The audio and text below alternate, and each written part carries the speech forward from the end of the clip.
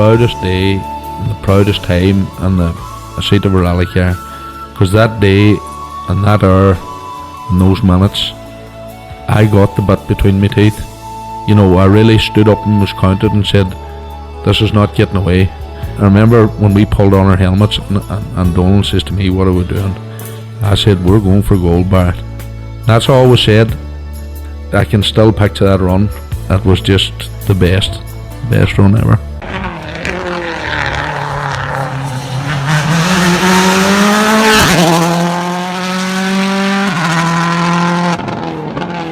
Welcome along to Krunching Gears, the rally podcast. The 2025 season, Connor, we're still flying away yet?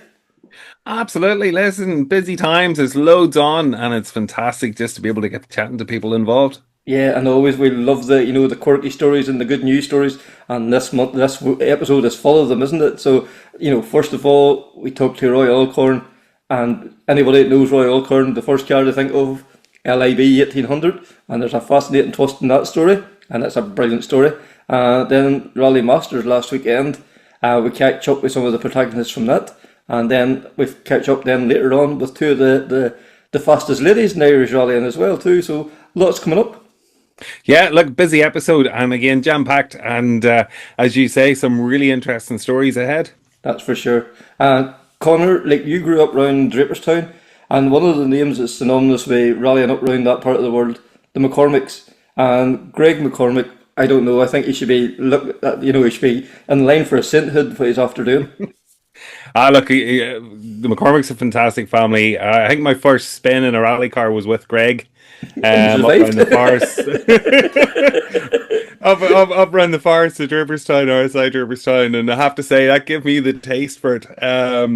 And like very happy memories now, and a bit of time spent up around Greg's yard, and watching them getting the cars prepared and stuff for Donegal and other events. But look, what they've done with Roy is it's an amazing story, as we're all about to hear. That's for sure, yeah, because as I said earlier, like anybody that thinks of Roy Alcorn, LIB 1800 is the car that stands out, and now has been the car that's travelled the world, that's competed in Australia, competed and won in Greece as well too, the European Historic round out there as well too, and it's a fascinating car, fascinating men, and a fascinating story, and I think without further ado, we'll hear from Roy. That's what he did. I mean, I had forgot about that wee car, because after I stopped running, I didn't even go to the events for years. Although I went out to see LIB at the Tour of the Sperns, which is the first time I met Greg, and that's 25 plus years ago. Yes. Mm-hmm. And then, as I said, then for a long number of years, I didn't even go to the events until 3 years ago when I had this big birthday thing that nobody wants. When my wife said to me one Friday that 3 o'clock tomorrow, Roy, you're to be washed and shared. Leslie, your daughter's taking you somewhere. Mm-hmm. And I said, where we're going? And she said, well, I don't know where we're going. See you where we're going. Yeah. But anyhow, the four of us, with Peter, my son, went as well. And we ended up in McCormick's yard. And there was LIB sitting waiting on us. Greg and his wife, and I think it was his mother, was there that day. And we had a bit of a talk, and Greg said, right, come on now, let's go for a run. So we went out around the Sperrin Mountains, and I stopped, and I said, jump in there. So I got in, and went back to the yard, and Greg just says, look, take your family for a run out there and just be careful. That was the second time, Kevin, that I met Greg McCormick. Right. Yes. So after that, I had some health issues for a couple of years, and last year, I think it was about this time, I was coming down the road one day in the van, and Marty rang, who I never spoke to in my life. Yes. And he said, Roy, Greg wants you to put on an entry for Shackleton next Saturday. And I said, Marty, have you pair of boys lost the plot? Well, he says, that's the way things is here, and Roy, don't think about that, but I said, if you don't do this, Greg, you'll be very annoyed. Mm-hmm. So I was too late for that Saturday. So a month later, the event was on again, and I got an entry. And I was looking down the entry list, and I seen Greg's name on it. Just in case I didn't get an entry in, Greg had one already in for me. Right. So, and then the week before the event, Greg said, come up on the Tuesday. John McKillop will be here to move the seat. He says, you haven't met John, you'll like him. Mm-hmm. So I went up on the Tuesday and we got the seat moved, and Greg said, come back tomorrow. He said, we're ready to go. So I got back on the Wednesday, and there was a service van, the shuttle, the car and the shuttle ready to go. He says, take all we have a good weekend. He said, Ian Miller will be there on the day to look after you. He says, you'll like him. Mm-hmm. And you couldn't not like him and Jake, both of them. Yep. Lovely people. Mm-hmm. So we had my daughter with me that day for the run, and we had a fun day. Mm-hmm. Although that's hard. Shackleton's hard work. Yes. I know when you don't have power steering and not in those cars. Yeah. But anyway, I enjoyed the day, and she went back then probably a week later. So that was the end of it until this word got out about the Bushwhackers' 50th anniversary. Uh-huh. So I said to my wife, I said, boys, I've done the first one, as you know, and I said, I would like to have a go at this if I'll be able to do it. So I was talking to John McKillop then, and I said, John, you don't happen to know anything out there for sale? I said, I would buy someone to do. He said, what do you want it for? Mm-hmm. I said, well, I would like to do the Bushwhacker I did the first one half a century ago. Yes. So John, he goes and tells Greg. Greg rings me up a couple of days later. He said, Roy, you don't need to be buying anything, so on your charge here, just come and take her. So I mean, that's what happened. It's just here now, I think 6 weeks. Do whatever you want to do with it, he says. Uh-huh. So she's still here, but the Bushwhacker thing was a shock to the system. Yes. Gavin, because I didn't have time to get a run on the loose, and I haven't been in the loose in 30 years. And to be run at night too. It was a whole lot of new things to be having to relearn all these things. Just go and do it. That's right. I mean, the first two stages, the boy behind me caught me. Right. And I says, Roy, what the F are you doing here? What's going on here? Uh-huh. But anyway, it was a shock to the system, I must admit. But then the next two stages, things started to fall into place slightly at night. And then on Saturday, it was a completely different story. It was daylight and all the rest of it. It was a totally different story. Uh-huh. Because on the Saturday morning, I think you got a few choice words from Greg that you had to go faster. I did. Because of the road miles and the stage miles on the Friday night, Kevin, with no fuel stops, those things are storing fuel. Greg and John said we better just fill them up to the top. So I filled Marty's car and filled my car. The next morning at 8 o'clock, whenever I arrived, Greg says, Roy, come over here, something wrong. And I says, what's wrong, Greg? But I says, we filled these two cars, as you know, last night to the top. And I says, Marty's car's empty and your car's half full. And I says, there's only one thing can be wrong. I says, you're right foot. He was right, of course. But anyway, he said to me after, he said, I'm going out here to watch the stage. And he said, I want to see that rev counter hand at 9. He says, no less. So I don't think I got to 9 now, but I was using it a wee bit better on the Saturday afternoon. Yes. It was very, very good. Mm-hmm. And I suppose before we go any further, we should maybe dig into the history of the car a wee bit. This is a car you bought in, 82 or so was it you bought the car? I ran the Mark 1 car in the 70s and I sold it when I was getting married. I kept the engine. And in 82, I think it was, I went across England and bought this rolling shell of a boy called, I think, John Morton. Right. He'd been well known in the rallying circles way back then. Uh-huh. So I thought I'd have him. I didn't have an engine and didn't have seats. Okay. but it was a complete car, proper jar track, historic car. Yes. Exactly what I wanted. Yes. So, believe it or not, a friend of mine up the road here, actually David's father, Noel Dixon, we towed the thing home from. We towed it home with a ratchet strap from Clitheroe, which is way down below Preston. I mean, if I had been got, I'd have been jailed. And there was no seats in the car, and I was sitting on top of two wheels. That's how we got the car home.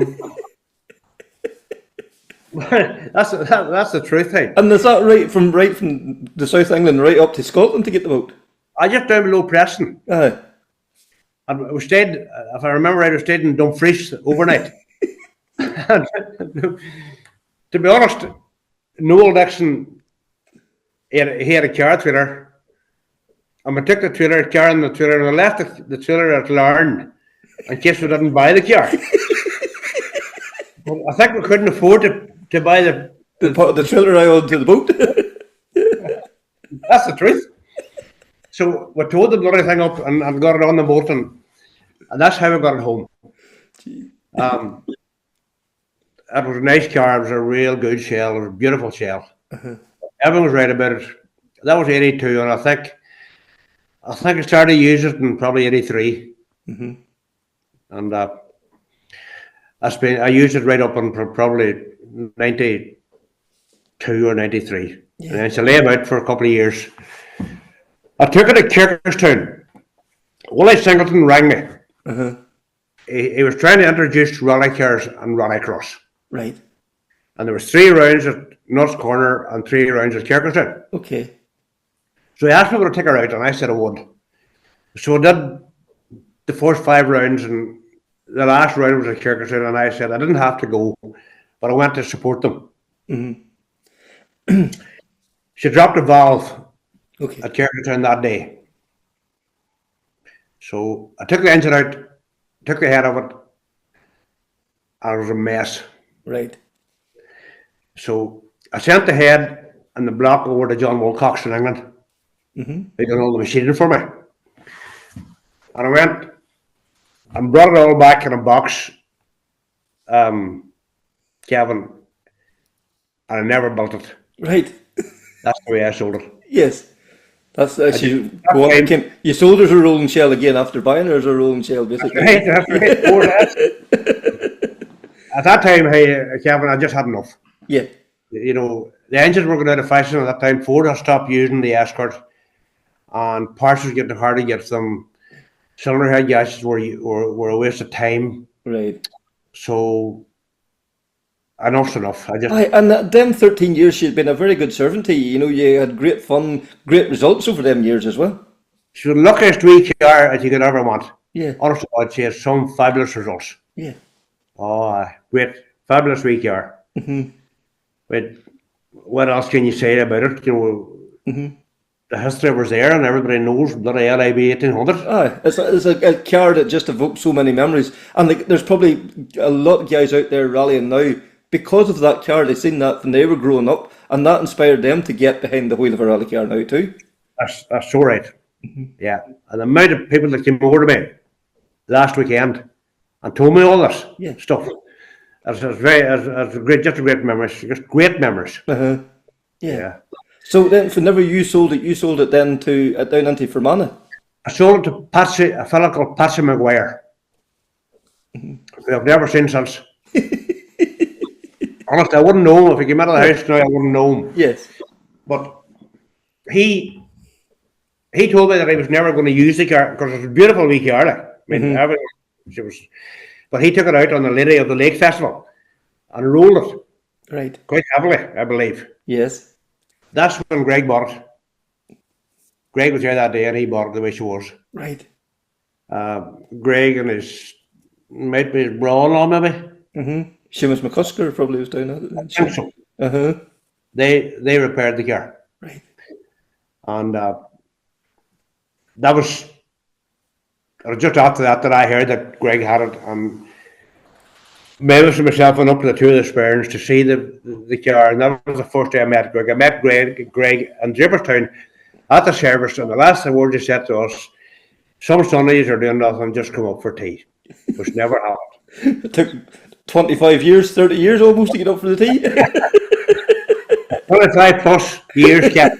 Yes. Oh. Uh-huh. But And so the third time you met that man was when he was telling you, there's that escort, go in, enjoy yourself. just take it away and have a good weekend. Jesus. The third time I met him, Kevin, honestly, Yeah. you know, and our eyes, they're very special people now. They have to be. There is no doubt about it. Like, they are, like, Marty and Greg and that whole family, they're just real good, genuine people. So down to earth. Yeah. No airs or know, graces. They have made a rather great business over the years. And the two boys are walking about the workshop just like me. I mean, you wouldn't think they're a penny. No. It's just a lovely way to be, isn't it? And they have made, like, you had already created this iconic car with LAB 1800. As you say, it was the car that brought back so many memories. This is the car that they took to Australia to do a round of the WRC. They took it across Europe to compete and won in the Acropolis Rally there a few years ago as well. Yeah. Yeah. And she's been to Switzerland Yeah. and some of them European rounds as well Yes. with Greg. I mean, there's a long, long history with her, Kevin. Aye. And is she, now you sat into her, is it just time warp? Does it roll you back to those days whenever you were competing in her in like 88 or 89 or whatever? When Greg stopped that day out at the Spearns and he says, jump on there, right? And it was just second nature. She was Right. just felt exactly the same as she was. And that's 25 plus years ago. Uh-huh.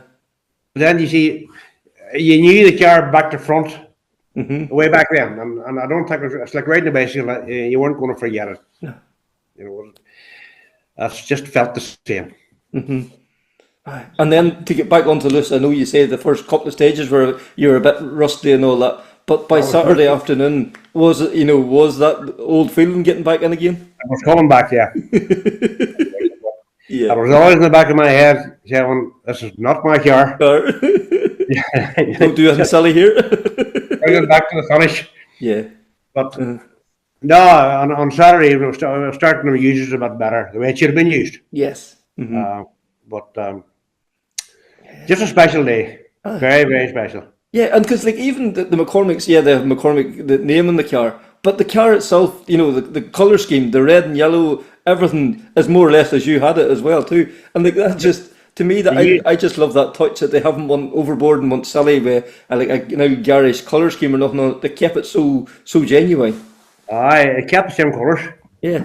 Although it's a bit different, but they kept the same colours. Now, before this all happened, before the Bushwhacker, see, whenever I had the car, she was sponsored by a company called Solar Glaze. Right, yes. Solar Glaze. And Greg wanted to take the McCormick name off the front spoiler and put Solar Glaze across the front spoiler. He wanted to do that. And I wouldn't let him do it. Right. I said, no, just leave her alone, Greg. Yeah. So, yeah. He was going to really bring the history back. Like. For sure. And like, I suppose even like for yourself, like, well, Q O'Brien competed in back in 75. He'd done the demonstration run, but you were the only guy that competed in 75 and 2025. Like, I believe I am. Yes. 75. What's your memories of that event? And like, isn't it like, that become the forerunner of the Ulster Rally because that was on tarmac, the very first event. But like at that stage, it was 21 or 22 stages. That must have been like such an epic rally, even for the very first event. I don't even know why they had a bother entering it at that time, but it was. That's right. It was a very, very long event, and I didn't get finished. As far as I remember, I ended up through a hedge somewhere. Right. I think I can remember right. Yes. But it's hard to believe that it's half a century, Kevin. Yes. That was a wee mini, was it? You done the very first time there? Yeah. And was that going like were you only started rallying at that stage, or had you been competing a few years? 75. I think I done the first rally maybe in 71 or 2. Right. Okay. Yes. We started off with the road rallies Yes. way back then. Yeah. Yes. The night road rallies, and that's how I got started. And then I just progressed on from that. I mean, I was still doing road rallies in the Mark 1 car at 78, you believe. Yes. And then I think it wasn't long after that to they banned them. Yeah, because they were getting crazy, weren't they? Like it was Hey. full Group 4 cars out at yes. night. And Going as open hard. roads. Yes. And that was at the height of the Troubles and all as well, too, at that stage as well. You're right, that's right. I wasn't safety. Best chance to be at. But I didn't have any sense them days. It didn't matter. Yeah. All that stuff didn't matter. No, I suppose that's true. And like, you know, do you see?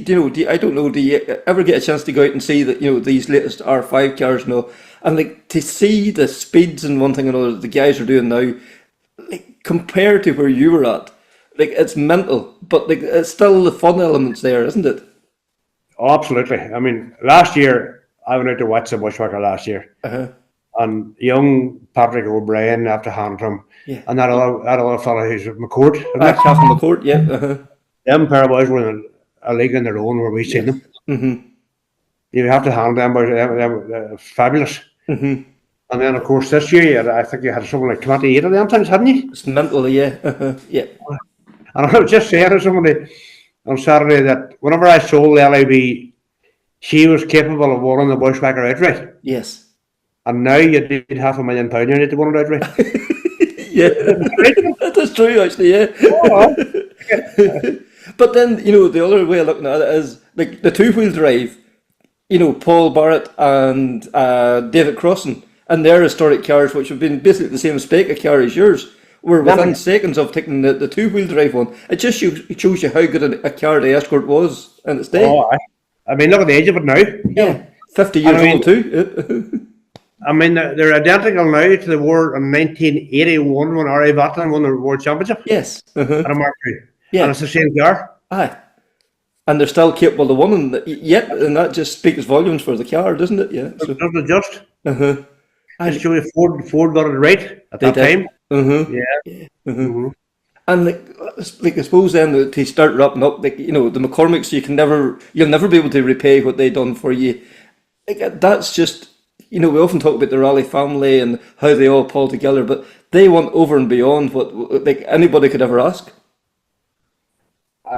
You could never ever repay. I could never ever repay the McCormicks. No. For what they've done for me. Yeah. As simple as that. Yeah. And I mean,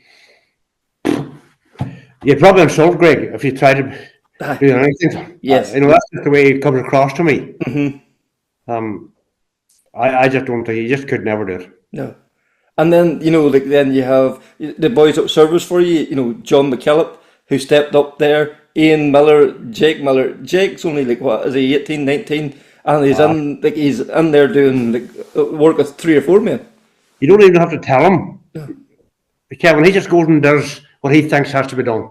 He just goes and does it. You don't have to say, can you do this for me? He just goes and does it. And they just... they're very special people. The whole lot of them. Yes. And then you know you have Marty the brother then and Barney as well too that sits with him. Right. And like what you know, the most soundest, maddest men you'd meet, but put them in the rally car and they must change. I don't know what kind of lunatics they become into the rally car. Did you say modest and maddest? Well, that would be a good way of doing it. Yeah. Excuse me, but is it just so special that, well, anyway. Yes. What the hell more can I say about them other than they just give me a very special memory. I have friends for life, that's for sure, Kevin. Look, fantastic story from Roy there, and certainly McCormick's and Roy, the Alcorns, like friends for life, absolutely there. And Kevin, last weekend we had the inaugural Rally Masters event down in Killarney. That's for sure, yeah. And like as we hear from one of our contributors now in a few minutes now, James Cullen, he says it's an absolute like a wee nugget of an event, and like you know what they say about a nugget of gold. Hopefully there's a whole stream of gold there too. Like, and I just think this has huge potential. This event, we know the interest in historic rallying, and like to see some of the machinery, some of the competitors that was out last weekend. This could be something very special. Absolutely. Look, we've been waiting a long time for an event like this to appear on our shores, and it has the potential now to be an annual event. And like they really did pull the stops out there. Fantastic spectator event again, bringing the rally into the people. Also, good for the old timers to go out and see old rally cars, Group B, Group A, and all the rest of it, and then see some of our heroes as well. We grew up watching and supporting on the lanes and the stages of Ireland. That's for sure. I think now we're probably grouped into that old timer stage Yeah. now as well. I was thinking of us when I said it. Yeah, I got the opportunity to catch up with Stephen Murphy. You just think of him when you think of Ford Escort WRCs and the Group 8 car. James O'Brien. What can we say that hasn't already been said about James O'Brien? You can almost hear that. When you hear his name, you can hear the voice. Rory Kennedy, again, absolute legend. James Cullen, then Denis Ferry, and Dessie Wilson as well. Dessie, another one of those guys we had on earlier in the year too. Just complete legends of the sport, each and every one of them. Yeah, they are, and great to see them back out, and not just individually back out, doing double O or compete somewhere, but actually all together in the one venue, and just what an opportunity, what an event for them. That's for sure. So anyway, let's hear from the guys, and the first voice you'll hear is James O'Brien. Absolutely, Kevin. The reality, I suppose, the big message is that nostalgia sells. I suppose, like some of the lads there, we've seen these across Europe, in places like Aoife and that, and you just can't believe the crowds. On paper, it shouldn't work. It makes absolutely no sense. But in reality, my problem on Saturday was that I literally ran out of time to talk to the people I wanted to talk to, because obviously there was a hell of a lot of other people had the same idea. So it was incredibly well organised, and there was hell of a lot of effort and preparation went in. I suppose you get out of things what you put in. But yeah, it was great meeting most of the bios that are on our screens up there. I hardly had a chance to speak with most of them anyway. But and I think it was a chance for a lot of people to get a lot of old cars back out on the road. And it isn't old cars, but they were phenomenal machines back in the day. And speaking to a couple of the people there, they said, these machines need to stay alive, and events like this will get them out. But the one thing I would say is that we wouldn't want to get overburdened by rules and regulations. The vehicles themselves probably need to stay true to what they were, and trying to upgrade and make modern cars of them to agree with rules and regulations might actually be a retrograde step. But we had an issue with our car, and I know I spoke to somebody else and they had 2 or 3 issues. But you can get around it, and you get on with it, and you have the crack. And there was a hell of a lot of people there, and it was a little bit like turning back the clock. So it was great. I suppose the other thing was, Kevin, that for us, not alone was it that we see our fellow competitors, but we saw a lot of the rallying is a team sport. And we saw a lot of the lads who, helped us in various teams down the years. And we'd Big Nev, for instance, came up from Australia to us. A lot of people will be familiar with it. And it's great to see the likes of Noel Gilson in there, who used to, Spanner for Austin and now looking after John Reid. And likes of Paul Benry looking after Vic O'Brien and his crew. And Tom Gahan, all the usual, familiar faces that people, and we obviously had John Easton as well from Mitsubishi with us. So a lot of people who maybe the general public mightn't know him that well, but for us, it was a makey of the day as well to see those lads out and enjoying it. For sure. And Stephen, as James just said there, reeling in the years, it was all about renewing friendships, looking back, and just marvelling at the men and machinery that was there on the day. Sure, it was unreal. We haven't seen all those cars like that before. And to get them all in the one place at the one time was just unbelievable, you know. And as James rightly said there, it was so well organised. There were no issues other than one little hiccup, but like that's, you know, and that was taken care of very quickly. But it's a pity that the venue wasn't big enough. And I'm not saying anything bad about the venue. I'm not. It was a great venue, but there was a lot of people disappointed that they couldn't go because there was limited, I believe, to 2,500 tickets. So, and I think it was 3,500 altogether, including marshals, including the competitors that were there and the navigators and so forth. So I would think if it was running a bigger venue and you had more cars with, you know, maybe more spins, you would pack any venue with that organised. Yeah, for sure. And there's a light touch regulation, you know, and it was seemed to be a very easy day. Like there was no pressure, no stress. Well, this is the problem. Us guys are so used to having regulation and timings, and you got to be here at this time and that time, and people ask you 1,000 questions, and you haven't got any because there wasn't any. There wasn't any questions. Everybody just knew to turn up in the morning, and it happened when it happened, and that's what made it actually so good. It was a bit of frustrating at times actually because I would love to know what we were supposed to be doing here, there, or whatever. But listen, it went off very well, and it was a credit to the organisers that the drivers, such experienced guys, took it all in their stride.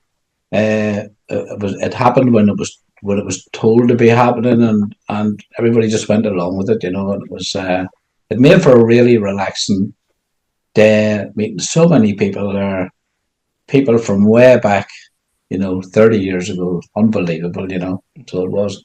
For sure. I know I really enjoyed it, and the guys that were with me really enjoyed it, and that's what made it, you know.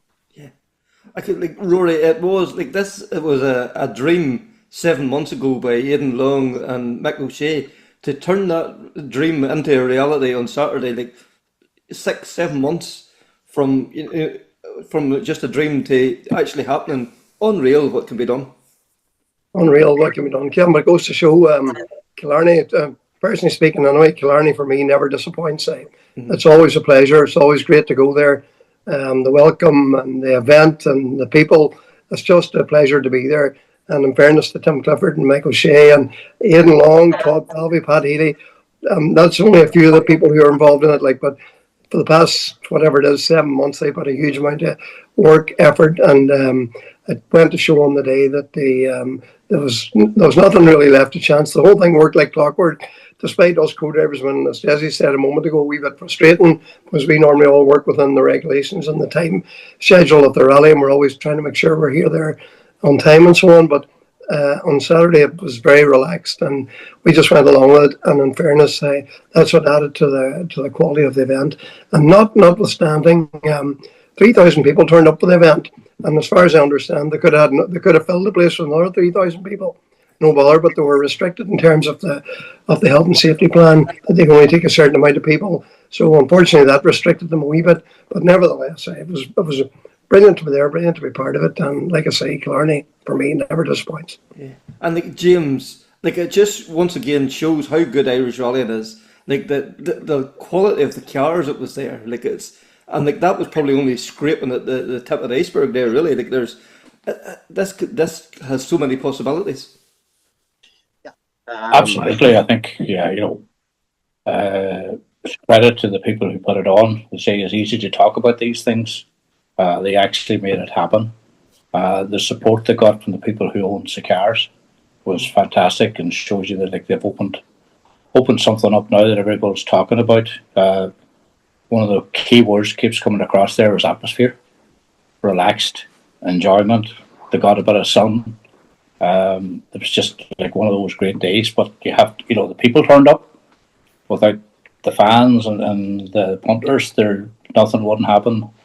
The cars all turned up, and they look better than most of the people driving them. But they hadn't aged as much, so they all looked as good as Hey, our James, members speak were, for yourself. Speak for yourself, James. Murphy now. And the band, the star of the show was Mickey Joe with Oh, yeah, the without a doubt. Statoil show was great. It was nice to see people getting into that genre of it and bringing back some of those memories and stuff like it. And as to say, like I think it's the atmosphere. Guys done a great job. All the people who came together to make it happen. It's like any other rally; it doesn't happen without them. Just that thing about meeting people, going back down the years, reeling in the years, as you said there earlier, and they've come on a bit of a gem, I think, and it's now how it evolves, and there's definitely a future for it, and we'd love to see one up this part of the world now. That'll be the next step. For sure. And Dennis, like it must have been like you talked about maybe a pinch yourself moment. You would have yourself butter black and blue with the amount to pinch yourself. So was that you're doing on Saturday? Well, sure. Like you're walking into, I felt like the poor relation going to a wedding. They're all looking, going, "Who's that book in the corner there?" Oh, no, I don't know. But it was amazing. Like the stories you were hearing, James. We were all standing for the picture down at the front, and you were chatting to Dan McMenamin, bring the embryos in from Japan for cows, and there was people 6R4 wheels, and it was just it was everybody's life was there. It just wasn't about cars. You could hear friendships getting rekindled again, and down, and I get a chance to change the wheels in 606 ZP. That's a car that is iconic. To be near the car, never mind down changing wheels. So all those things made such a day. And as Stephen says, they could have probably filled the place 4 times over. It was everybody, and this last couple of days after people have seen social media, I think is only going to give it massive legs. And it's great that all the rally heroes could get together, chat, and people could see the people or the persons within them, just not the fast driving and navigating in the cars. They were actually chatting to them as people and seeing the personalities. Yeah, because Stephen, probably the actual stage was probably like almost a distraction. Like it was the opportunity to meet your heroes and mingle with the people that was there on the day. Well, I got the biggest hug I ever got from Andrew Nesbitt, which was lovely. But you know what? I will say, and it was just fantastic. One fellow walked up to me and he said, "You know what, Murphy?" He said, "Thanks very much for the memories." He said, "I was only a young kid when my dad brought me to Galway and to the various rallies." And he said, "You know what?" He said, "I couldn't wait to get to the next rally and when was it on and so forth." That was actually lovely to hear. And, you know, one more important thing that we shouldn't forget, it was run for for 2 charities, actually, the Laura Lynn Foundation and Kinchill Foundation. Yeah. Like, you know, those people benefit from it. And that's what I thought was really nice of the club to do that as well, because as the lads said there, that's not an easy event to organise. And, you know, you get a lot of criticism from a lot of people, not by any manner or means, but to just organise that alone, it was horrendous. And I'd say Aidan rang me probably 4 or 5 times during that 5 or 6 months when they were organising. And I said to him one night, I said, "Aidan, I told you I'd go, and I promise you I'd go." And, you know, but that's how keen they were to organise it and make sure everybody was happy. And he organised a guy to bring over the car from the UK as well. So, you know, that took a lot of I suppose, organising in itself. And for a fella to commit to bring it over and the cost of it and everything for him, you know, it was just fantastic. And in my book, it was as good an event as that. And I have to say, the function on Saturday night was really good crack. We were back to the old days, which was brilliant. Old style, like prize giving almost on the Saturday night. It was just a good old hoolie. Yeah, well, I certainly had the guitar, and I was finishing up. I was finishing up around, I'd say it was about 3:15. Walked out into the foyer, and who was there? Only Andrew Nesbitt, and Luke McCarthy, and a few others. And of course, had the guitar in my hand. He said, Murphy, take out the guitar, will you, for God's sake, play a few tunes." I said, "Where were you all night when we were inside?" "We didn't know it was on." There we go. Had to take out the guitar again. He probably probably sang another half an hour. But look, we had great fun and a great laugh. And I have to say, the guys at my table anyway were so entertaining. It was unreal. Brilliant, brilliant. James, what can we say? Like, this was to get that opportunity, like for guys to bring their cars over from the UK across Ireland to come to down to Killarney to celebrate Irish rallying. Where else would we get it? Yeah, Stephen, you were lucky. You only got 4 phone calls. I'm not. But you see, they know, James, that the Cork lads are a little bit slow, so they have to ring me a lot more. Yeah, well, you'd be a long distance call, of course, Stephen, up in Carlow. Yeah, That's right. As Pat Short would say, that's right. That's right. Yeah, and in fairness to Mike, I'd hate to see his telephone bill or whoever the hell's paying for it. But yeah, he had his all-mitered, and I said, look, this happened quite a while back. And I said, look, in the end, I just look, there's Andrew's number in Bristol, look, trying to catch him. But in fairness, I don't know how many hours he's been trying to catch him, but he obviously did, because at times I have difficulty. But yeah, as I say, we did see Stephen coming out at a ridiculous hour, so we did snaffle him. And that was you in the corner then, James. I missed you, actually. He was well tuned in by that stage, so we got Stephen. In every sense of the word. Yeah, he was in very bad company, but yeah, I should look, it's all a bit of crack. The one thing actually from the prize giving is, okay, the meal was fantastic and all the rest of it, and we went out, there was a bar and there was a handful of speeches, but they had a huge screen there. And guys, the drone footage was, you have to see this to believe it. The place looked absolutely stunning. Now, Killarney is stunning. I am a Cork man. The venue was absolutely out of this world, and to see the once the drone got up, the rally cars were actually had the lakes actually behind them, because the lakes aren't that far away, and it really looked superb. It was it's a shop window in many respects for Killarney and for Irish rallying, but it reminded me of the old days of Motors TV, when Plum and Mick Bracken and them were able to send stuff on terrestrial TV all around Europe. From that point of view, it was a huge shop window back in the day for Irish motorsport.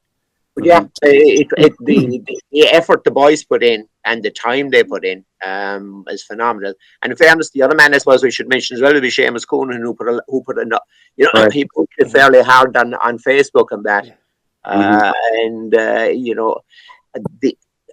It's a big chance for somebody to take, to run something new and to put it, if it fell flat in its face, they'd always said, we told you so. The fact was that we were saying we could have had more people there and could have been a bigger venue, and everything else is a compliment to them and to the work that they put into it. To prove that there is a market there for the product, which was a phenomenal product, which we all enjoyed. And I know there was as I say, my problem was I couldn't get around to all the people I wanted to meet myself. And that was like a tribute to them, because there were so many people there. You had to, it was, you could hardly walk 3 or 4 steps, but you found somebody else who was either wanted to speak with you, or you were speaking with them. Yeah. And on a personal basis, I counted 11 of my drivers down the years, God help us, 11 victims who were there. So it really is, it was like, as I say, a home venue for me. So it was particularly special. And I just about got around to speak with them all. I could never afford to take you on, James. That was my problem. You're all right. You ended up with a world champion. You were the makings of Mickey Joe. Didn't I train him well? Look, going back to Mickey Joe, I tell you, in all honesty, more people came up to him and so forth, and he had the Statoil gear that we had back then, right? And I said to him, I said, Mickey Joe, how have you that on? He said, I put it up in the wardrobe 27 years ago. and I took it out yesterday, and I said to him, "How is there no maths in it?" Actually, on that score, there was a we could hardly call it a launch, but there was a kind of a mini BMW celebration on the Friday night back in with Paula Hearn, and I managed to salvage a BP jacket, a bit about the same age now as Mickey Joe's outfit. I don't know. That back in the day when we used to get rally jackets, you know yourself, after a while they get fairly rough. They'd be worn, we'd say, around the yard, and then they'd up in the dog basket. So this one, for some reason, managed to escape the wearing around the yard. Probably the colour wasn't great, or the dirt, as the man says. So it did get put into the back of the wardrobe and got rescued. So. Yeah, so again, credit to Paul, and there was a huge turnout and a phenomenal display of cars, and again interviews and so on there. So all added to the atmosphere. I know Rory was there, and I'm not sure whether I know that with Rory, and we had Austin and Brian, Patrick Snyers, and Andrew. So and I think what's his name brought. Ryan Webster brought some models, and it was again just another little add-on which added to the weekend. Yeah, for sure. And Rory, like it was mentioned there, about the fantastic backdrop. Like we have such a great product, and it has to be marketed the right way. And having the likes of the drone footage and things like that really does showcase just how good a sport that rallying is. And if we could get it back onto terrestrial TV. It's a no-brainer, really, isn't it? Well, I suppose you're right, but I'm glad you mentioned that too, because one of the persons that was really key to promoting this event as well as Tim Clifford, Mike O'Shea, and Aidan Long, and so on, was Sean Moriarty and Pamela as well, Pamela Valentine on the day. They did a tremendous live commentary on the day, and full of entertainment and very knowledgeable, as you know, about rallying as well. But the amount of work that they put into that event, or Shawnee put into that event in terms of promotion, was unreal. Second to none, I would say. The setting, and I'm sure James agrees, and obviously we all agree, is that the setting and the backdrop to the Killarney racecourse with the lakes and the mountains was second to none. It's a unique place, and when the weather was so good, it made it even doubly better. So.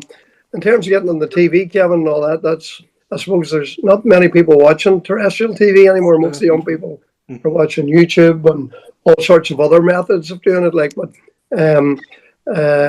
back in the day, James and I were talking about this a wee while ago, was our thing was Thursday night, RPM on UTV at 10:30 after the news. Most important, you're rushing home, you wouldn't miss it for the world to get your rally report. And, so those sort of days are probably gone now, but it's all this instant and live coverage that we have now, but there's no doubt about it. Back in the day, it was something special. Yeah, I guess James, it has become, they want the information instantly and all that there too, and rallying probably lends itself to that, because we see Kelly on stage end interviews, and we've seen people dabbling with the live stream from the stages. There is so many possibilities there with it though. Fantastic. Everything's instant now, and it lends itself to that. Like as you said about the drones, the way it showed off, like we saw the thing on the news tonight about the NFL coming to Crow Park and how it showcases Ireland, and you just look what that has done for Killarney again and for Ireland, and that the hills, the lakes, the atmosphere, the speed, the noise. That's with the technology we have. Everything's instant now. So you can watch it. People are watching it all that live at home. So, it'd be interesting to see how many people, Rebo was saying, different ones, all watched it all day at home. It's like being there, But the other thing I think is that I realised afterwards, and we saw bits of it on the phone and stuff, was the amount of people were there that actually didn't see, that they didn't know was there. Yeah. You could have done another day at it, but no, everything about it was really good, and I think we found a wee nugget, and it's just how we package it now and evolve it, and there's credit to everyone involved in it, from the people who put it on. The people turned up, which is awesome, and they paid. which is unusual for rallying. So there's another first that maybe we'll look at down the line again, and everybody was happy. And there was one I met, a fella, he's a bit older than me, he was coming in on his walking stick. He said, didn't know whether to come or not. He says, it wasn't great there for a while. And he says, but I think I would have regretted it if I hadn't have came. And he says, I was right. I would have regretted it. And I think that summed up a lot of it. Was one of those days, if you weren't there, you'll regret not being there. So And don't forget Kevin as well. Like Billy Coleman was wandering around there, and Billy Coleman is an iconic sporting figure in Ireland. And for James O'Brien, I mean, down in Cork, I'm sure it's normal enough maybe to see Billy about, but for us to see Billy Coleman is way before my time now. But it's an honour to speak to him and chat to him and get that opportunity. I must say, Rory, I spoke to him and he said, it's the first time Eston McHale was ever seated before me.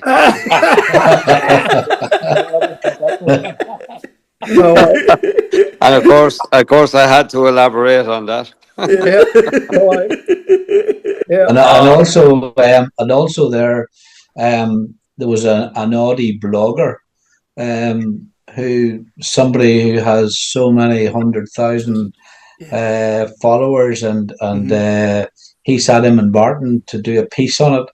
So he did, and this was just all the way above my head, but this guy was more popular in the paddock than anybody else because the young people all related to him, and the guy was just unbelievable. And he took 5 minutes to set the cameras up in the car, and away he went, and he just thought this was amazing, So he was, and I don't know what way he streams it or who he streams it. It'll probably not be to me, so it won't. But the following that he has, apparently is phenomenal. So there's another stream that us guys don't really tap into, So we don't, but there's obviously a lot of people do, Yeah, and Dessie as well. Josh McErlean made the trip down as well.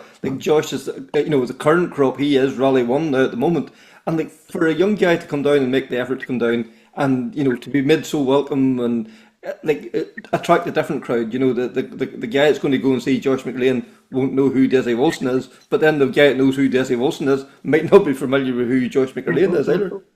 Well, that's right, and fair play to him for coming down, but also there was a lot of guys there who bought tickets from Belfast and the surrounding areas and came the whole way down to Killarney, which I thought was fabulous. I mean, yes, I could see now.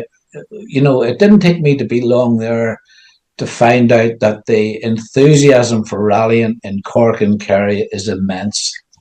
So it is, and these were people who actually bought a ticket beforehand. Us guys, and the guys that followed us in rallying in the past, they turned up at rallies. They weren't interested in buying tickets or nothing like that. They looked out in the morning. If it was raining, they just stayed in bed, and if it wasn't raining, they got up and watched the rally. But these were people who actually bought tickets. It was sold out a week before the event. So it's a different type of person that came along to that event, and I'm really grateful they did because they made it. The atmosphere was great, so it was, and everybody turned up, very well organised.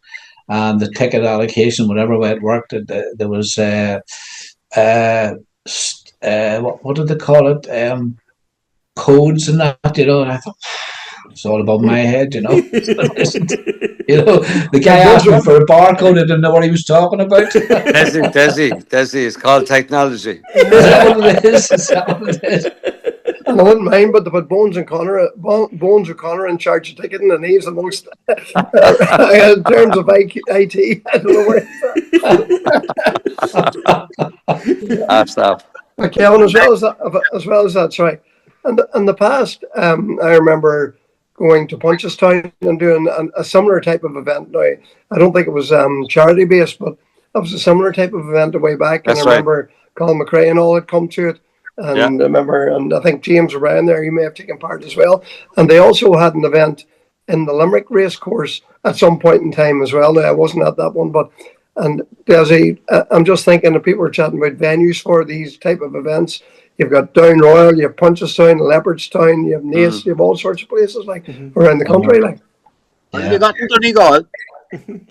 pardon? We'll figure something. You on, Rory? We just have traffic jams. We have only got proper stages here. Right? I know, Rory.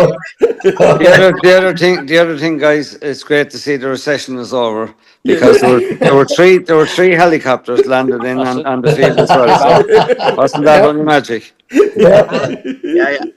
But speaking of young people, it was lovely to see Ollie's son Patrick there, and I do know Niall McShane's son James came down, and I think McShane could have been there as well. So that not alone was it old fogies, but the next generation, please God, you know, So it was quite mixed that way. You just wasn't just ordinary old lads like Stephen there with Thanks, James. walking sticks and stuff.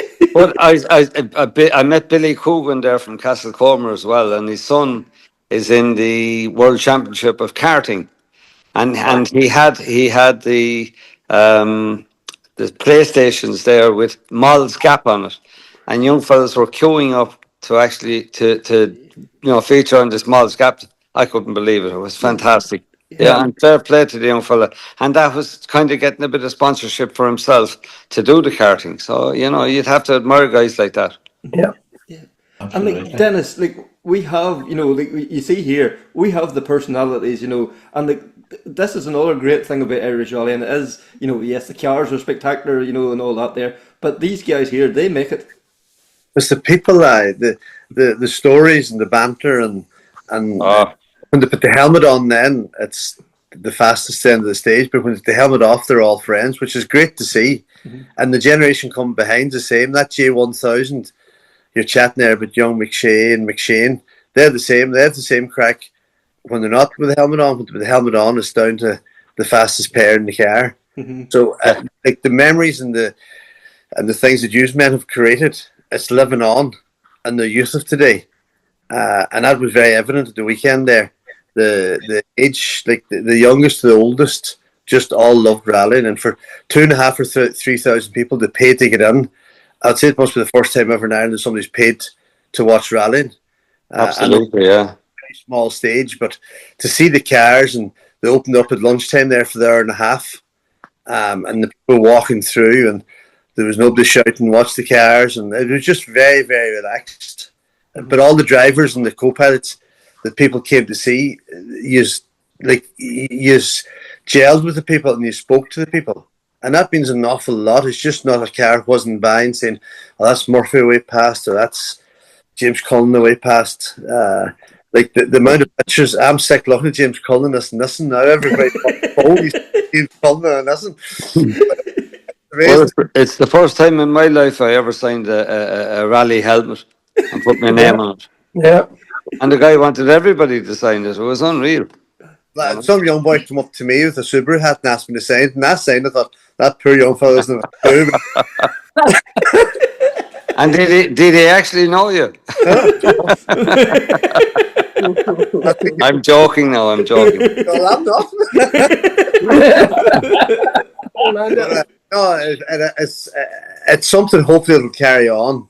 Absolutely. All be the best place to have it for obvious reasons. Isn't that right, boys? But yes. At the same time, there is great venues around the country, and as Dessie says, people will travel. Of course, they will. Absolutely. So it's great to see it, and well done to you all for putting 30 or 40 years of your life into rallying. And it must be nice for people to appreciate what you have done and achieved. Yeah, there were actually a couple of guys come up, young lads, came up with Corgi cars, Audis, and wanted Martin to actually sign the box so they could keep the Corgi Audi in the box, And I thought, well, that was amazing, So it was. That's probably on eBay tonight for about 200.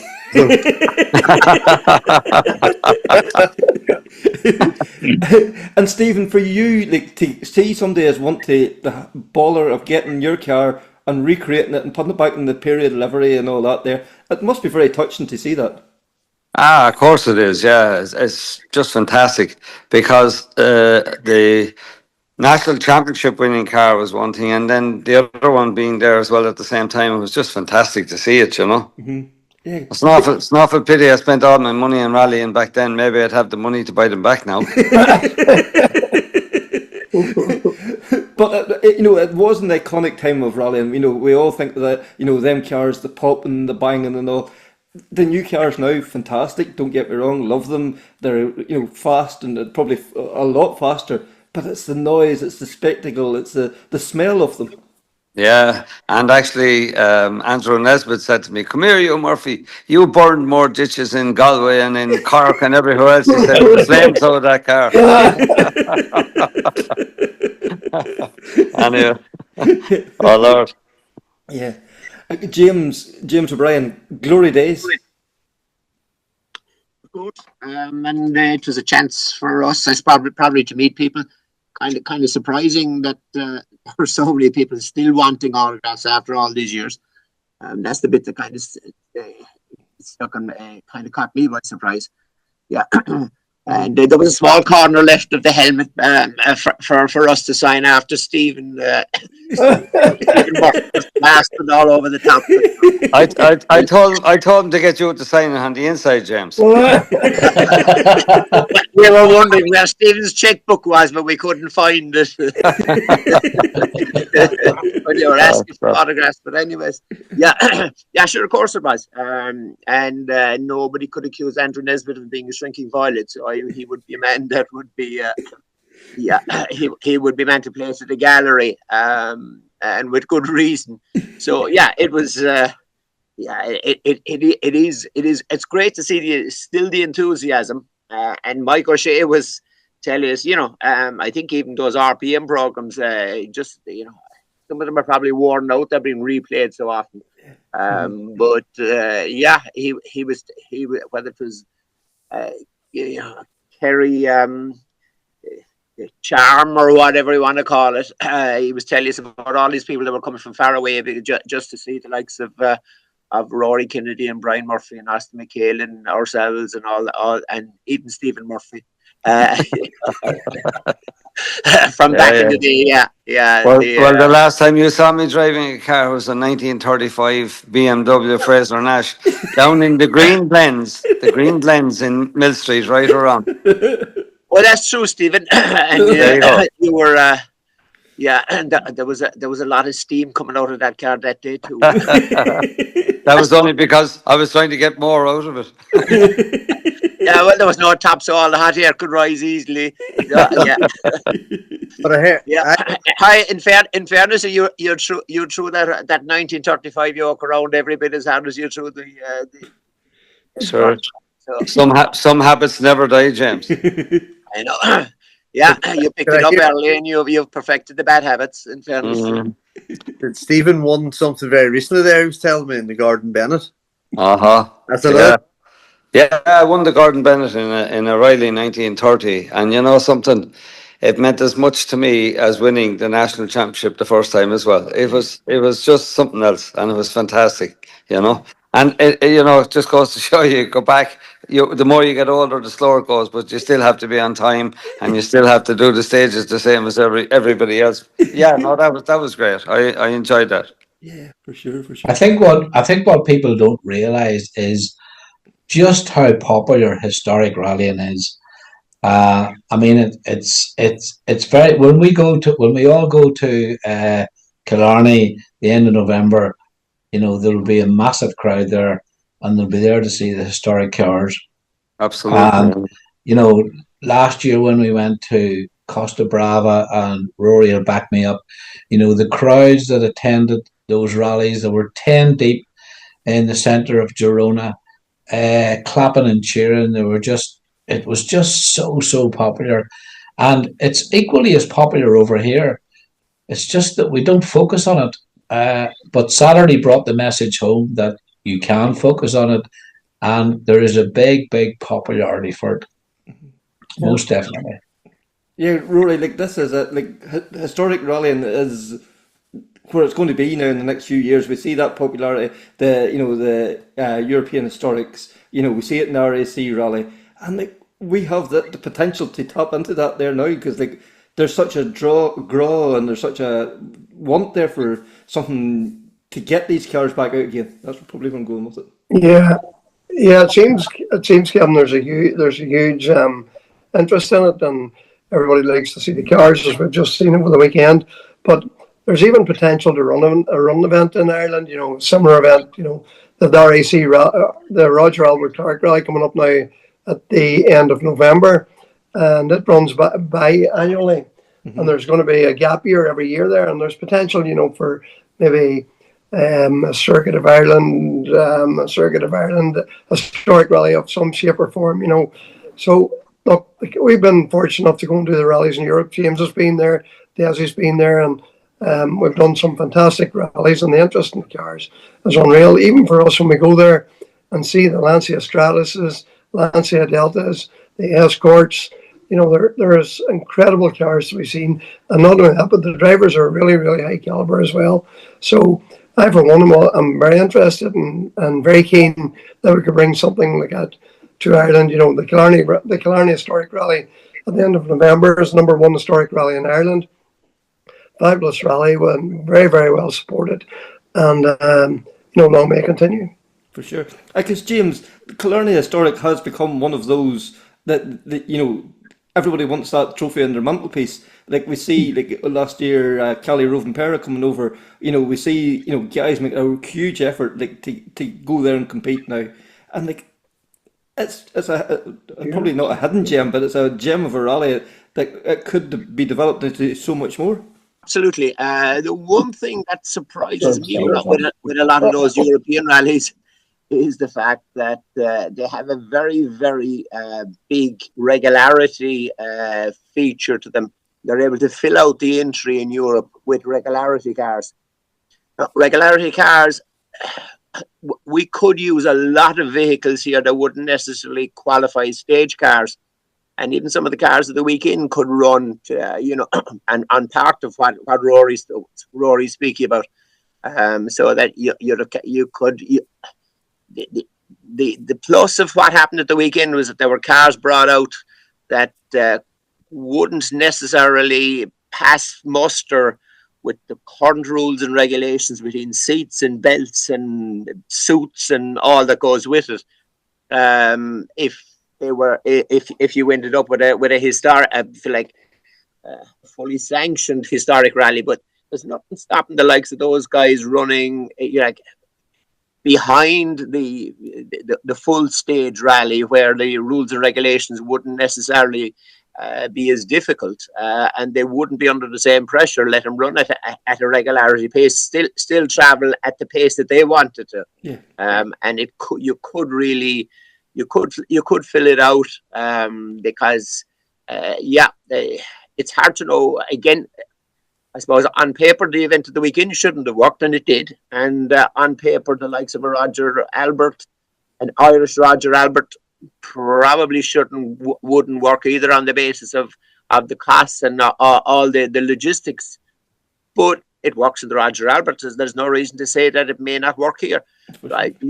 I'd be kind of wondering whether we could use, as I say, foster some kind of a regularity. And I know regularity is a bad word for a lot of people, but it doesn't necessarily mean that you have to be, on a strict deadline. It's just you travel at your own pace, and get around, and showcase those cars and get them back out and keep them alive. So, if there's somebody willing to put the time and effort in, and it's a huge time and effort and of course in the continent, in Europe, their entries are 200 plus cars, but there's only probably 50 to 60 cars which are FIA historic cars.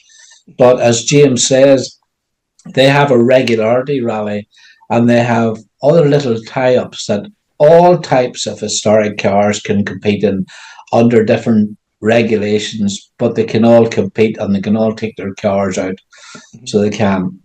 And if we can find a way of tapping into that, or at least find out a way of why the Europeans can do it so well. Costa Brava, San Remo, all them events can do that, and it happens, and it happens really well, and people do enjoy it. Taking their cars out that haven't got the regulations and restrictions that FIA cars and the types, but they can still take them out. Another thing we shouldn't forget either, lads. There were a lot of marshals there at the weekend, and those guys give up their time and make the effort to be there to make it good for us and for the spectators. They are to be commended, and it's the very same in rallying. You go to any rally now, and the amount of guys that are there and that have to go do courses and get the license for it and all that. Without those guys, we wouldn't have rallies. No, and Stephen, it's the same guys that's in Cork, it'll be in Donegal, it's in, Absolutely. and the Ulster Rally, they're travelling the country, and they're the unsung heroes. Yeah, well, talking about that, one fella said to me at the weekend, he said, Christ Murphy, he said, we went up and down the country following you, and we're so bad coming back from Galway one time, and we had very little, he said, but we had no banger of a car, and we ran out of fuel going down to Cork around Dennis. He said, I had to get the bus home, and lucky I had to go into my mother to get the money to pay for the bus, he said, and go back the next day and collect the car. That's as soon as I'm on the phone. And I thought it was so funny, but there are guys out there that have gone up and down the country, be it for, for marshalling or whatever. Those guys, without those guys, we wouldn't have the spectators and we wouldn't have the rallies that we had. And thank you very much. That's what I'd say to them. For sure. Stephen, you're 100% right there. And it was very pleasant to see Derek from Carlow Stages or Carlow Marshalling Club. Derek, yep. He was there and managed to get a run, I think, with Aaron McHale or Gareth McHale. He got a run with one of the lads, yeah. It was good to see that. Yeah, we call him Delboy, and now I know who you're talking about. Derek and I from the Carlow Derek guy, yep. Sure. Listen, he travels up and down the country, and sure he's marshalling and does fair play to him. That's all you have to say. Yeah, exactly. And he's only one. He's only one of hundreds. Exactly. Yeah, absolutely. James, you got back behind the wheel of a Nissan 240. That 1986, I suppose, was the last time. Was it Killarney? Was the last time you probably sat in one as well? On a real stage, yes. Yeah. Some time ago. Yeah. 49 years or something. There was not James. There was nothing wrong with your knee back then. Pushed it up then. I see you two guys are together there tonight. Are you living together now? No. One's got technology and one hasn't. Oh, is that what it is? Now, Dessie, now do you understand? Around in pairs. Come back here, sure. We're heading for this Circuit of Ireland Historic. But an adventure +2. Oh, no. I'd say you're comparing mud notes or something like that. They're trying to figure out who was fastest at the weekend. Just to make sure our hair colours don't clash. or who has the most hair. Sorry, Kevin, or who has the most hair. Sorry, Kevin. I'll step out of this conversation. And then young Dessie, he's still got the shoe polish. Look, he's Jealousy gets you nowhere. That's right, Dessie. But James, Cullen, was it just reeling in the years? Was it like stepping back to 1986, stepping into the big Nissan? It was, and the big Nissan. That's kind of sums it up. And it was great to put the sound, like it's back to the original thing that brought us all in, the sound of a normally aspirated engine, all that sort of stuff, and the gearbox that you have to change, and the dog leg first, and all that sort of stuff. Like that's proper rallying, and I think is what's brought us all into it. The first place was the escorts and the noise and the smells, and the other thing I meant to say about that event was it's the accessibility that people had to everybody. Because we're all in the one spot. It's nice and relaxed. Everybody was good humour. Just wanted to talk to everybody, and that created the atmosphere, from the fans' point of view, and everybody could talk to one another. But no, it was nice to get into actual rally car again, particularly particularly old Nissan 240 RS now. And was the steering still as vague as what you remember back in the day too? Well, I think Mike Moriarty summed it up the best of the whole lot. He says some yoke, he says, for forklift tires. So it's proper safari spec and gravel tires. Yes. I think they might have been the originals. But that was superb. Like, in fairness to the people for bringing it there and allowing me to drive it, like, that's, it's a great memory. And we all have great memories from the weekend. I think that's one thing that we have to pay tribute to all the guys and girls who own them cars, to bring them, to Killarney in the first place from all across Ireland and the UK, to bring them, to let you guys essentially go out and have a play. Absolutely. Yeah. Couldn't agree more. And as I said earlier, it's all about, thanks to all the people who brought the cars, and they're all there. The number of them are turned up and give us a wee run down memory lane, like reeling in the years. It's a bad job now for it's like somebody setting a pint of Guinness in front of you if you're a farm alcoholic.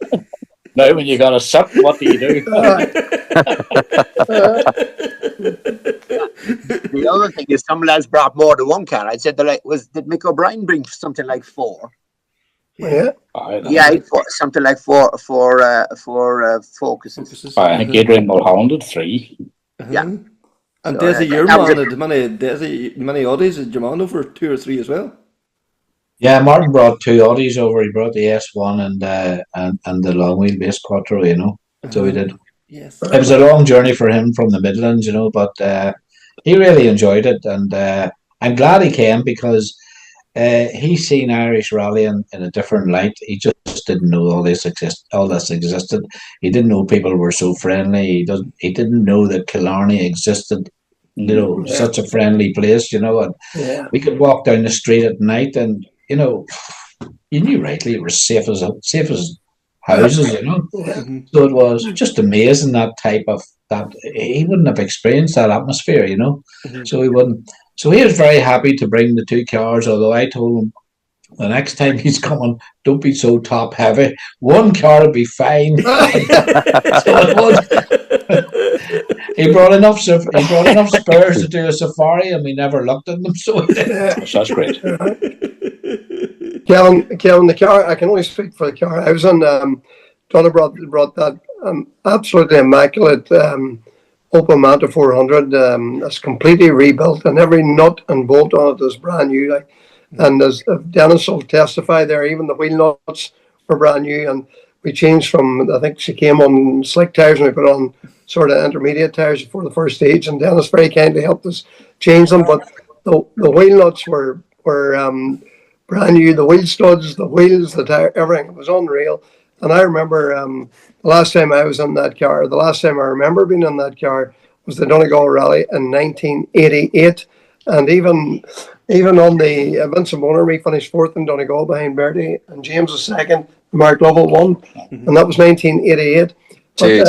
But even as a sort of a wee tidbit to that was that back then we used to have identification cards on the car that you had to have your photographs and the driver's signature and their license number and a couple of bits and pieces. In fact, it might even be an infringement card. If you did something, they could record it on that card. But that original card was even on the inside of the window of that car on Saturday. So it's unreal. And the car was incredible. Completely brand new. Yeah, it's a credit to Norman Burns and Darrell and his older brother for the work that they put into it. And it's a masterpiece, and it was a brilliant privilege to be back in it again. And was it just like stepping back into 1988 again?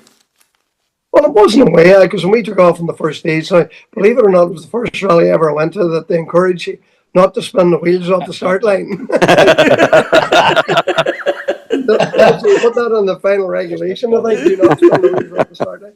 But anyway, it was great, down big long straights and stuff, and down over a few bumps, and there's a wee jump and all, and it just was great out fun. And it was, as James said, we have a dog leg first gear in that car as well, so it was interesting, and it all felt a wee bit slow compared to what we're used to, but nevertheless, it was a great privilege and a great experience to do the whole thing again. It's also great to see the cars going.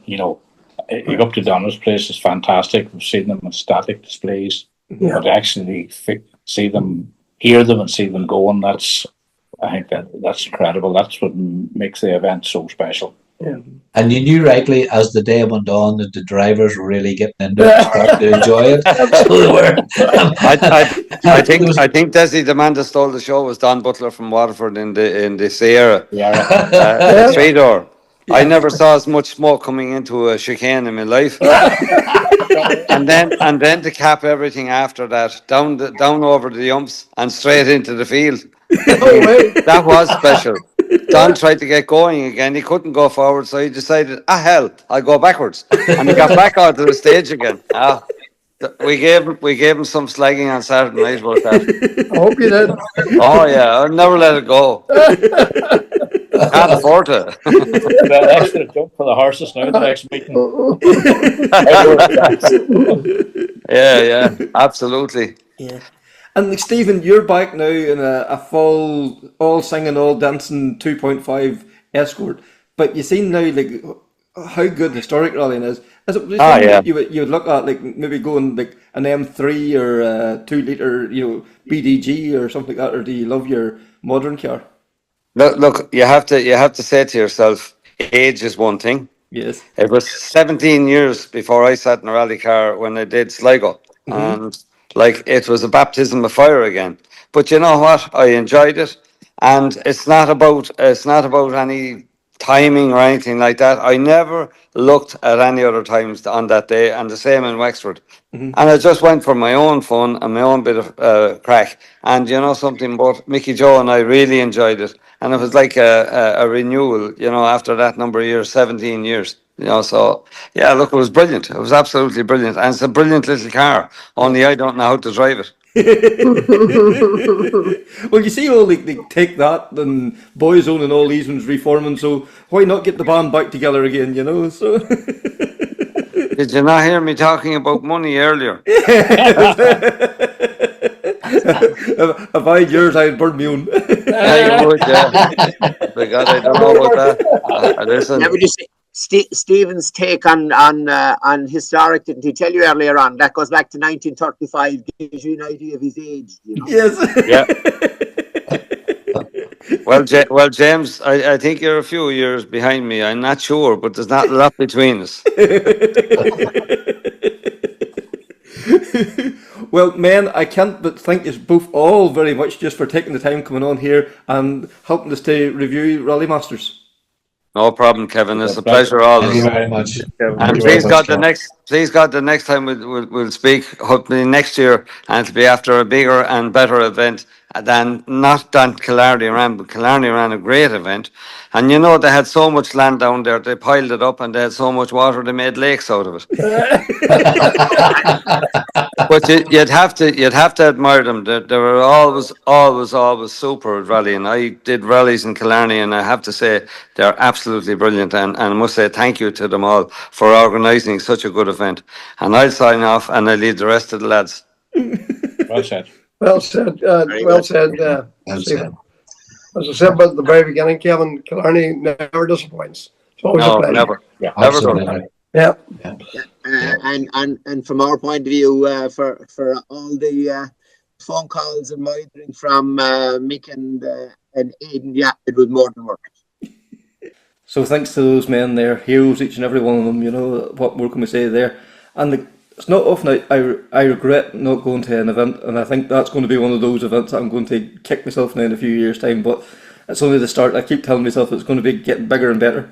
And then Conor... Fingers crossed, there's next year to look forward to. That's for sure, that is for sure. And Conor, you got a chance then to catch up with Aoife Raftery and Hannah McKillop? I did. It's a while since we've had them on the podcast, and they've had a heck of a busy year. They've been competing in the States, they've been competing in the ERC, and and Hannah's been doing a couple of events outside of what she's been doing with Aoife, and it was a great opportunity just to see how has their season gone, and also just to chat a little bit about what they've been doing around the women in motorsport piece as well with Dirtfish. Aoife, Hannah, it's been a little while since we've had a catch up, and I suppose it's really coming to the end of your season for both of you, and a fairly stretched one with rallying on both sides of the Atlantic. Like Aoife, what's that been like? Trying to, I suppose, manage and schedule everything. I got it. Yeah, no, it's been a busy year, and as you said, both sides of the world. So I've been very lucky to get that experience. And the managing side, I don't know. Hannah's been doing that side of it. So yeah, no, it's been fantastic. As I said, between the European Rally Championship and competing over then in the American Rally Championship as well. It's been a busy year. Yeah, and maybe we'll start with the American Championship first. Hannah, like, how have you find it? And is it a slightly different environment? Maybe smaller events, smaller number of crews, but maybe more female competitors. Yeah, I mean, the events are different in their own way. I mean, the mileage is still quite high. So I suppose compared to the European Championship, everything is in miles for a start. They do their timing slightly differently. And the stages kind of in each region have their own unique characteristics. So it's like in the one we've just been at in Tennessee, it was very tight and technical and twisty, which not a lot of the American events are like. So that was quite a good one to experience. And I think a lot of the competitors found that a challenge as well. And yeah, they do. There's little things that are different, but it's still good rallying, and everyone's so enthusiastic and loves it. And yeah, there's loads of people out there that have helped us, and Irish crews as well that have helped us. And yeah, as you say, there's quite a lot of female competitors, which is really, really nice to see as well. And Aoife, how would you describe the rally scene out there? Is there a different vibe or a different buzz, or is it very similar to home? Yeah, look, I suppose it's a bit different, but that's anywhere you go, it's going to be like that. And as Hannah said, they're very enthusiastic out there, and they really show the love for the sport. So yeah, it's just another place where you're meeting new people. And again, when you meet the other Irish crews, it's home away from home too. So it's a nice touch as well. But yeah, like you've got competitors, at a really high level, and then down to it's a big variety over there. And I suppose the stages are, as Anna said, they were really technical, probably the most technical rally that I've actually ever done, especially on gravel. I think I did 2 rallies before that, and the stages were quite fast and open, which was very different to Tennessee. But especially it was our first rally in the Fiesta Rally 3, so I think it was a good rally as well to try and get to grips and learn that car as well. And kind of what sort of learning curve or what sort of transition did you have stepping into the 4-wheel drive? Yeah, just exactly the difference from front-wheel drive to 4-wheel drive, and that extra push was quite enjoyable to drive in the stages and on the rally. And yeah, I think I just learned the car stage by stage, and as well my times got better, and just understanding what to get the most out of it. But there's still a lot to learn and improve on, but it was a good start for us. And Hannah, like a third overall, like the major achievement, especially, not only on an unfamiliar event, but also like stepping into a new car and learning for Aoife having to learn how to handle a 4-wheel drive car. Yeah, definitely. I mean, it was a really nice weekend in that way, watching Aoife's progress, and every stage you could see her confidence was building, and she was learning the car more and more. And yeah, it felt really natural, and it was really nice, and she seemed really at home in the Rally 3 car, and I think we both really, really enjoyed the car.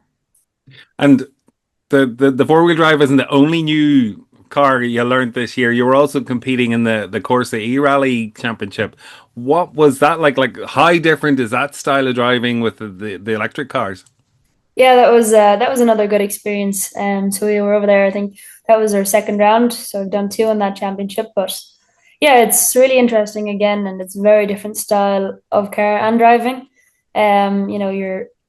It's tarmac, they're all on tarmac stages over there, first of all, and the style of roads are quite different than anywhere I would have rallied before. But of course, the car is a lot different too. There's no gearbox, so that's something to get used to. And I think we had a couple of overshoots just from not probably being used to just relying on the brakes to stop the car. But yeah, I think in its own way, it's a very good championship for improving your driving and I suppose, improving your tarmac driving and being neat and tidy and carrying as much speed as you can. The cars are quite heavy, so it's really important that in the corners you're able to carry as much as you can, because you really lose out then on the straights down after. But yeah, another good experience and something different as well. And you always learn something new and something different every rally you go to. And then, again, switching back to look at the American Championship, you had 2 runs out in the Subaru, like big beast of a car to be getting into. Yeah, that was it was probably not really what I'm used to, because from the Rally 4, it's a very small and light car, but it was a lot longer and a lot heavier of a car. But again, it's just the more miles you kind of do in each of the cars, you just start to understand it a bit better. And we did Olympus and Oregon Trail Rally in that car. And for youth events, running with Dirtfish has been a really amazing experience. But just, it's the whole different level of rallies over there and the different style of stages. It's it's really fun. And Hannah, from your side, co-driving and planning for a rally and all the rest of it, but is there much more work involved when, heading to the States, as you say, it's miles, not kilometers, there's little differences like that. Does it increase the amount of work for yourself? Yeah, I mean, I suppose the biggest thing is planning for the jet lag and making sure that we're still on form as we would be for a European event. So it's planning that, and no matter what time your flight's at, making sure that everything that you're getting into the routine as quick as you can. And yeah, there's little differences, and it's quite nice. It was, I mean, for me, being from the north of Ireland, in miles is what I'm used to, but he feels like, what's that in kilometres? What's that in kilometres? so yeah, we had good fun with that. There's sometimes we have some confusion with miles and kilometres, but it's nice to go back to that. And they do some things slightly differently, so I just made sure I read up on all their regs and their sporting regs and stuff beforehand to make sure that I knew all their little nuances and different things that they do. So, and obviously there's loads of people out there. I mean, Guy McElhinney helped us loads when we were out there and made sure that we were on top of everything as well, which was really good. Yeah, I was about to ask that, just, what sort of support has there been for you, both at home and when you're actually across in the States? Yeah, lots of people and everyone came over and offered their help and support and sent messages, and yeah, it was really, really good. And Aoife, how would you sum up the European Championship for yourself? So that season's over now. What do you call it? Where do you kind of feel you are on the learning curve with that and that journey, and kind of what do you feel you gained from competing in the ERC this year? Yeah, look, it's a very good championship. You're rallying against the best young guys in Rally 4s, and it brings you on as a driver, definitely. And it's still a really good experience, and I definitely learned so much from each event. I think from the rallies that we did this year, we improved a lot on the gravel, and we found a good pace, especially in Poland. I was quite happy with the performance there. But I think, in tarmac, and I know that we still have a good bit of work to do on that, and that's the plan, is just try and get a bit more seat time over the winter and doing a bit, I suppose, driving on tarmac and stuff like that, and just to kind of build the confidence and go into next year, with a better feeling on the tarmac. And you mentioned the women in motorsport, the Dirtfish, what do you call it, events and activities to encourage more female participation in the sport. What have you been involved in this year on that side of things? Yeah, no, it's exciting, and it's kind of, I suppose, this is Dirtfish's first year launching the Women in Motorsport program. So under that, they have myself and another driver, Michelle Abate, who's an American race car driver. So I've done 3 events with the Dirtfish team, and Michelle's doing her first event next week in rallying. But between those events and then the Women in Motorsport Summit in May, some fantastic guests at that as well. It was a really big event, and it's just to kind of get the women that are involved in motorsport and get them, speaking and trying to, I suppose, encourage more, women and younger girls coming up, that there's so many different opportunities in the sport. It's not just competing and driving, but there's so many other important, I suppose, roles in motorsport, and trying to show the next generation what they can do as well. And to be part of that is very special. And especially at Tennessee, being an all-female crew at the rally and seeing all the young girls coming up was very nice. And just something. It's nice to see the change being pushed as well in rallying. I think there was a lot of female competitors at Tennessee rally. It was really impressive, actually, how many competitors there was. And you mentioned, spectators and fans and people interested coming up to you. Like, what sort of questions are you getting? What sort of queries do they have about you competing in the sport? Yeah, well, I find the main question is, how did you get into it? And I'm lucky enough that I had family in it, but that's definitely the biggest question that I get. And I suppose where to start and what do they need to do? But yeah, that's kind of, you can see now as well that a lot of the younger girls coming up, they're already karting or they're doing something already involved in motorsport, which is also great to see. And Hannah, are you noticing that? Are you seeing I suppose a larger female cohort now coming to the events, or particularly the American events? Yeah, there's definitely a massive shift happening, and it's great. I mean, there's so many little young girls in America and in Europe and all over, and it's really nice to see. And they're not shy to come up to you because they just want to speak to you and be a part of it. So yeah, it's really nice to share that, and it's nice to see families as well who are involved, and they're out marshalling or whatever, and they bring the kids along, and that's really nice to see as well. And then Hannah, for yourself, there you were competing on the track rod rally in the historics recently. How do you find that switching, to, I suppose, an older style of car? Yeah, it was very different getting into a Group A Legacy Subaru compared to the Fiesta Rally 3 and the Peugeot Rally 4 as well. Definitely different, a lot more exposed in the cockpit, a lot more raw. And I was saying to someone just today, like in the Rally 3 or Rally 2 car with the four-wheel drive, you don't actually feel you do feel the four-wheel drive working, but whenever I got into the Group A Subaru and we were just pulling out of the car park, you can feel all the diffs are so tight and everything's fighting against each other and it's clunking and making it so raw. And yeah, very, very different experience, but just as much of a thrill going through the forests. But yeah, it was interesting, but just a different side to the sport, definitely. But that's it. Look, it's always good, I suppose, to experience all sides of it. So, great to get the opportunity. And unfortunately for you, I think it was a turbo issue put you out.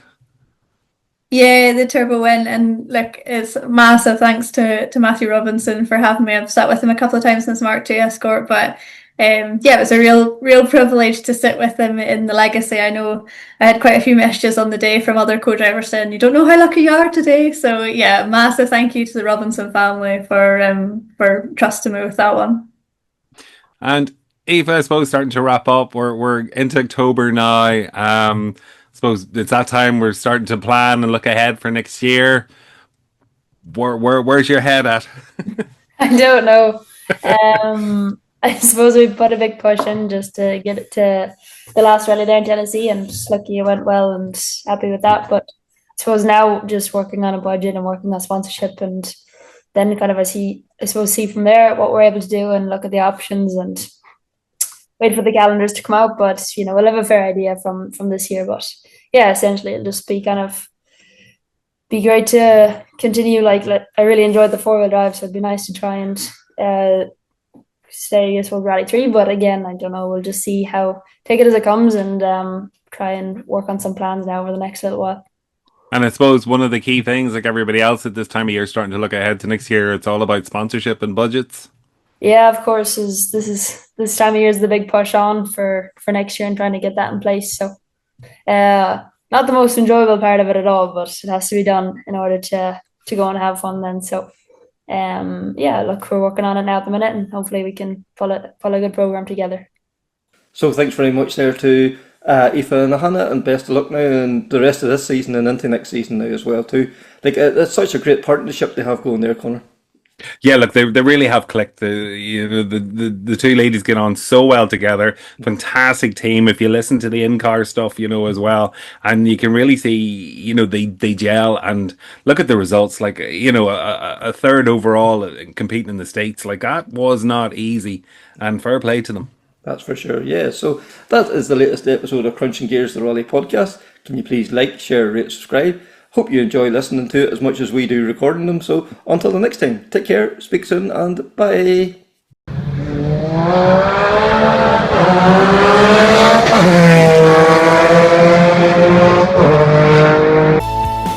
That's the proudest day and the proudest time in the seat of a rally car, because that day and that hour and those minutes, I got the bit between my teeth. I really stood up and was counted and said, this is not getting away. I remember when we pulled on our helmets and Donald says to me, what are we doing? I said, we're going for gold, Barrett. That's all was said. I can still picture that run. That was just the best run ever.